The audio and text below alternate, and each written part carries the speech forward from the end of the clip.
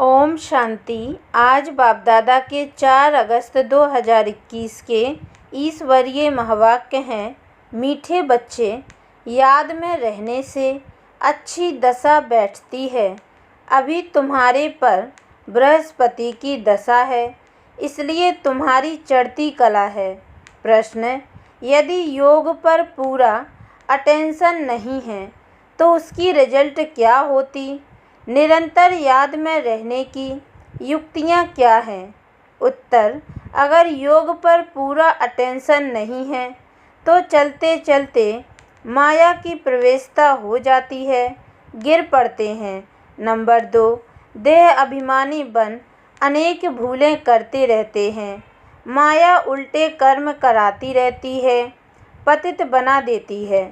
निरंतर याद में रहने के लिए मुख में मोहलरा डाल दो, क्रोध नहीं करो, देह सहित सब कुछ भूल मैं आत्मा परमात्मा का बच्चा हूँ, यह अभ्यास करो। योग बल से क्या क्या प्राप्तियाँ होती हैं, उन्हें स्मृति में रखो। गीत। ओम नमो शिवाय। ओम शांति। मीठे मीठे रूहानी बच्चों ने अपने रूहानी बाप शिव बाबा की महिमा सुनी।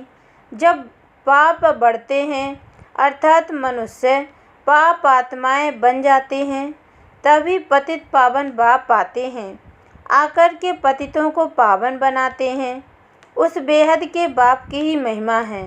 उसको वृक्षपति भी कहा जाता है। इस समय बेहद के बाप द्वारा बेहद की दशा बृहस्पति की तुम पर बैठी हुई है। खास और आम 2 अक्षर होते हैं ना, इनका भी अर्थ यहाँ ही सिद्ध होता है। बृहस्पति की दशा से खास भारत जीवन मुक्त बन जाता है, अर्थात अपना स्वराज्य पद पाते हैं। क्योंकि सच्चा बाप जो है, जिसको ट्रुथ कहते हैं, वह आकर हमको नर से नारायण बनाते हैं। बाकी जो है वह नंबर बार अपने अपने धर्म के सेक्शन में जाकर बैठेंगे और आएंगे भी नंबर बार। कलयुग अंत तक आते रहते हैं। हर एक आत्मा को अपने अपने धर्म में अपना अपना पार्ट मिला हुआ है। राजाई में राजा से लेकर प्रजा तक सबको अपना अपना पार्ट मिला हुआ है। नाटक है भी राजा से लेकर प्रजा तक, सबको अपना अपना पार्ट बजाना होता है। अब बच्चे जानते हैं हमारे ऊपर अभी बृहस्पति की दशा बैठी है। ऐसे नहीं एक ही दिन बैठती है, नहीं, तुम्हारी बृहस्पति की दशा चल रही है। अभी तुम्हारी चढ़ती कला है। जितना याद करेंगे उतना चढ़ती कला होगी। याद भूलने से माया के विघ्न आते हैं। याद से दशा अच्छी बैठती है। अच्छी रीति याद नहीं करेंगे तो ज़रूर गिरेंगे ही, फिर उनसे कुछ न कुछ भूलें होंगी। बाबा ने समझाया है, ड्रामा अनुसार सब धर्म वाले जो भी हैं, 1-2 के पिछाड़ी पार्ट बजाने के लिए आते हैं। बच्चे जानते हैं स्वर्ग की दशा अर्थात जीवन मुक्ति की दशा अब हमारे ऊपर बैठी है। यह ड्रामा का चक्र कैसे फिरता है, इसको भी डिटेल में समझना है। यह सृष्टि ड्रामा का चक्र खास भारत पर बना हुआ है। बाप भी भारत में ही आते हैं। गाया हुआ है, आश्चर्यवश सुनंती कथंती भागंती। चलते चलते माया की प्रवेशता होने के कारण गिर जाते हैं, पूरा अटेंशन नहीं देते हैं योग पर। फिर बाप आकर संजीवनी बूटी देते हैं, अर्थात सुरजीत करने वाली बूटी देते हैं। हनुमान भी तुम हो। बाप ने समझाया है, इस समय रावण को भगाने के लिए यह बूटी सूंघा देता हूँ। बाप तुमको सब सत्य बातें बताते हैं। सत्य है ही एक बाप, जो आकर तुमको सत्यनारायण की कथा सुनाए, सतयुग की स्थापना करते हैं। इनको कहा ही जाता है ट्रुथ, सत्य बतलाने वाला। तुमको कहते हैं, तुम शास्त्रों को मानते हो? बोलो हाँ, हम शास्त्रों को क्यों नहीं मानते हैं। जानते हैं ये सब भक्ति मार्ग के शास्त्र हैं, यह तो हम मानते हैं। ज्ञान और भक्ति 2 चीज़ हैं। जब ज्ञान मिलता है फिर भक्ति की क्या दरकार है। भक्ति माना उतरती कला, ज्ञान माना चढ़ती कला। इस समय भक्ति चल रही है, अभी हमको ज्ञान मिला है जिससे सद्गति होती है। भक्तों की रक्षा करने वाला एक ही भगवान है। रक्षा दुश्मन से की जाती है ना। बाप कहते हैं, मैं आकर तुम्हारी रावण से रक्षा करता हूँ। देखते हो ना रावण से कैसे रक्षा होती है। इस रावण पर जीत पानी है। बाप समझाते हैं, मीठे बच्चे, इस रावण ने तुमको तमोप्रधान बनाया है। सतयुग को कहा जाता है सतोप्रधान स्वर्ग। फिर कला कम होती जाती है। अंत में जब बिल्कुल ही देह अभिमान में आ जाते हैं तो पतित बन जाते हैं। नया मकान बनता है। मास के बाद अथवा 6 मास के बाद कुछ ना कुछ कला कम हो जाती है। हर वर्ष मकान को पोंछी लगाते हैं, कला तो कम होती जाती है ना। नई से पुरानी, पुरानी से फिर नई, ये शुरू से लेकर हर चीज़ का होता आया है। समझा जाता है यह मकान 100-150 वर्ष तक चलेगा। बाप समझाते हैं, सतयुग कहा जाता है नई दुनिया से। फिर त्रेता 25% कम कहेंगे क्योंकि थोड़ा पुराना हो जाता है। वह है चंद्रवंशी, उनकी निशानी देते हैं क्षत्रिय, क्योंकि नई दुनिया के लायक नहीं बने हैं इसलिए कम पोजीशन हो गया। सब चाहते हैं कृष्णपुरी में जाएं, ऐसे थोड़े ही कभी कहते रामपुरी में जाएं।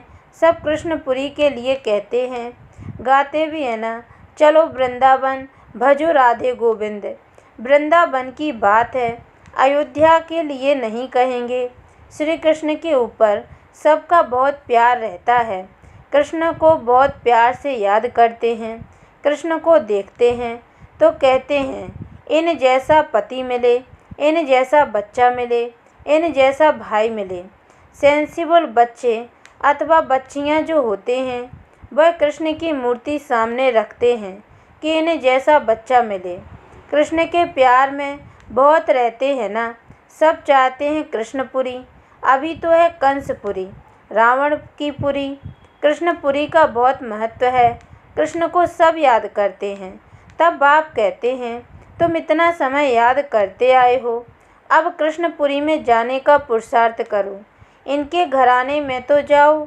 सूर्यवंशी 8 घराने हैं तो इनका इतना पुरुषार्थ करो जो राजाई में आकर राजकुमार से झूलो। यह समझ की बात है ना। बाप कहते हैं, बच्चे जितना हो सके मन मनाभव रहो। याद में ना रहने से गिर पड़ते हैं। ज्ञान कब गिराता नहीं, याद में नहीं रहते तो गिर पड़ते हैं। इस पर ही अल्लाह अवला दिन हातम ताई के नाटक भी बने हुए हैं। याद में रहने के लिए ही मुख में मोहलरा डाल देते थे। किसको क्रोध आता है तो बोल पड़ते हैं, इसलिए कहते हैं मुख में कुछ डाल दो, बात नहीं करें तो क्रोध आएगा नहीं। बाप कहते हैं, कभी भी कोई पर क्रोध नहीं करो, परंतु इन बातों को पूरा ना समझकर शास्त्रों में कुछ न कुछ डाल दिया है। बाप यथार्थ बैठ समझाते हैं। बाप जब आएँ तब तो आकर समझाएं। जो होकर जाते हैं उन्हों की महिमा गाई जाती है। टैगोर झांसी की रानी होकर गई, उनके फिर नाटक बनाते हैं। अच्छा, शिव भी होकर गए हैं, तब तो शिव जयंती मनाते हैं ना। परंतु शिव कब आया, क्या आकर किया, यह पता नहीं। वह तो सारी सृष्टि का बाप है, जरूर आकर सबको सद्गति दी होगी। इस्लामी, बौद्ध आदि जो भी धर्म स्थापन करके गए हैं उनकी जयंती मनाते हैं। तिथि तारीख सभी की है, इनका किसको पता नहीं। कहते भी हैं क्राइस्ट से इतने वर्ष पहले भारत पैराडाइज था। स्वास्तिका जब बनाते हैं तो उसमें पूरे 4 भाग होते हैं, 4 युग हैं। आयु कम जास्ती हो न सके। जगन्नाथपुरी में चावल का हांडा बनाते हैं, पूरे 4 भाग हो जाते हैं। बाप कहते हैं यह भक्ति मार्ग में अगड़म बगड़म कर दिया है। अब बाप कहते हैं देह सहित ये सब भूल जाओ। मैं आत्मा हूँ, परम पिता परमात्मा का बच्चा हूँ। यह अभ्यास कर रखो। बाबा स्वर्ग का रचयिता है तो ज़रूर हमको स्वर्ग में भेजा होगा, नरक में तो नहीं भेजेंगे। बाप किसको भी नरक में नहीं भेजते हैं। पहले पहले सब सुख भोगते हैं, पहले सुख पीछे दुख। बाप तो सबका दुख हरता सुख करता है ना। आत्मा पहले सुख फिर दुख देखती है। विवेक भी कहता है हम पहले सतो प्रधान फिर सतो रजो तमो में आते हैं। मनुष्य भी समझते हैं विलायत वाले सेंसिबल हैं, वहाँ तो बॉम्ब सेंसे बनाते हैं जो फट से खलास हो जाएंगे। जैसे आजकल मुर्दे को बिजली पर फट से ख़त्म कर देते हैं, ऐसे बॉम्ब फेंकने से आग लग जाती है तो मनुष्य भी झट ख़त्म हो जाएंगे। भंबोर को आग लगनी है। तूफान ऐसे आते जो गांव के गांव ख़त्म हो जाते हैं। फिर उस समय ऐसा कोई प्रबंध नहीं रहता जो बचाव कर सके। विनाश तो होना ही है, पुरानी दुनिया ख़त्म होनी है। गीता में भी वर्णन है। बाप ने समझाया यूरोपवासी बॉम्ब ऐसे छोड़ेंगे जो पता भी नहीं पड़ेगा। तुम बच्चे जानते हो कल्प पहले भी विनाश हुआ था, अब भी होने वाला है। तुम भी कल्प पहले मुआफिक पढ़ रहे हो। धीरे धीरे झाड़ वृद्धि को पाता रहेगा। वृद्धि होते होते फिर स्थापना हो जाती है। माया के तूफान बहुत अच्छे अच्छे फूलों को भी गिरा देते हैं। योग में पूरा नहीं रहते हैं तो फिर माया विघ्न डालती है। बाप का बच्चा बन पवित्रता की प्रतिज्ञा कर, फिर अगर बेकार में गिरते हैं तो नाम बदनाम कर देंगे। फिर धक्का बहुत ज़ोर से आ जाता है। बाप कहते हैं यह काम की चोट कभी नहीं खाना। बच्चे जानते हैं यहाँ रक्त की नदियाँ बहनी हैं, सतयुग में दूध की नदियाँ बहती हैं। वह है नई दुनिया, यह है पुरानी दुनिया। कलयुग में देखो क्या है। नई दुनिया के वैभव तो देखो, यहाँ तो कुछ भी है नहीं। बच्चियाँ साक्षात्कार में जाकर देख कर आती हैं। सूक्ष्म वतन में सूबी रस पिया, यह किया, वह सब साक्षात्कार होते हैं। बतलाते हैं हम मूल वतन में जाते हैं, बाबा बैकुंठ में भेज देते हैं। यह सब साक्षात्कार आदि की ड्रामा में नूंद है, इनसे कुछ मिलता नहीं है। बहुत बच्चियाँ सूक्ष्म वतन में जाती थीं, सूबी रस आदि पीती थीं। आज है नहीं। अच्छे अच्छे फर्स्ट क्लास बच्चे गुम हो गए। बहुत ध्यान दीदार में जाने वालों ने जाकर शादी की। वंडर लगता है माया कैसी है, तकदीर कैसे उल्टी पलट जाती है। बहुतों ने अच्छे अच्छे पाठ बजाए, बहुत मदद भी की आईबेल में, तो भी आज है नहीं। तब बाप कहते हैं माया तुम बड़ी ज़बरदस्त हो, माया से तुम्हारी युद्ध चलती है। इसको कहा जाता है योग बल की लड़ाई। योग बल से क्या प्राप्ति होती है यह किसको पता नहीं है। सिर्फ भारत का प्राचीन योग कहते हैं। मीठे मीठे बच्चों को योग के लिए समझाया जाता है। प्राचीन राजयोग गाया हुआ है। जो भी फिलोसफर आदि हैं, यह स्पिरिचुअल नॉलेज तो कोई में है नहीं। रूहानी बाप ही ज्ञान का सागर है, उनको ही सिवाय नमः का गाते हैं, उनकी ही महिमा गाई है। बाप आकर तुमको कितना ज्ञान समझाते हैं। इसको ज्ञान का तीसरा नेत्र कहा जाता है।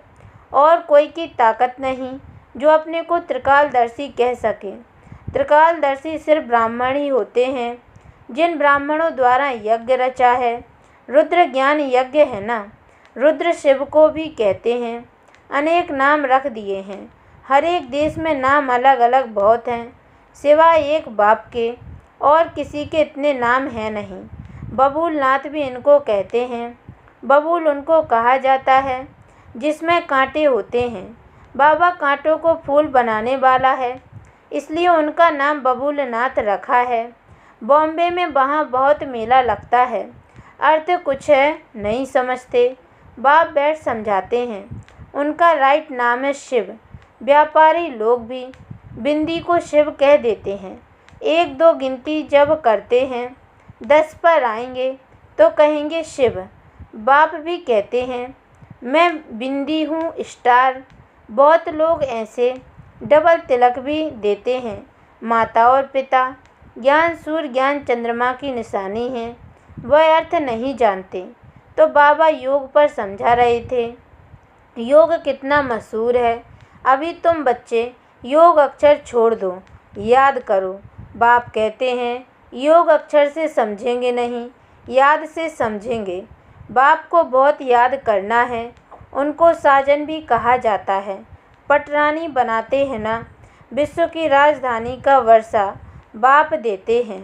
सतयुग में एक बाप होता है, भक्ति में 2 बाप और ज्ञान मार्ग में अभी तुम्हें 3 बाप हैं। कितना वंडर है। तुम अर्थ सहित जानते हो।